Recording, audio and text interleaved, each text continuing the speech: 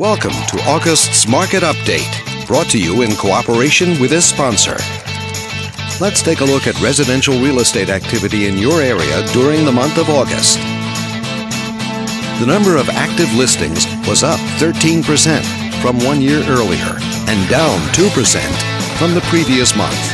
Even so, buyers still enjoy a greater selection of homes today than they did 1 year ago. As you can see, the median listing price for the month was just under $320,000. Compared to last year, the average number of days that units spent on the market before being sold was down 23%. This lower number of days may signal a positive trend in the local inventory turnover rate. The median sale price was just under $200,000. The number of units sold increased 200% year over year and decreased 25% month over month.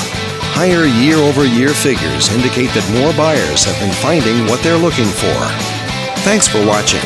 We hope you use this information to make smart, informed decisions in your upcoming real estate transactions. Feel free to contact us for more information or further assistance.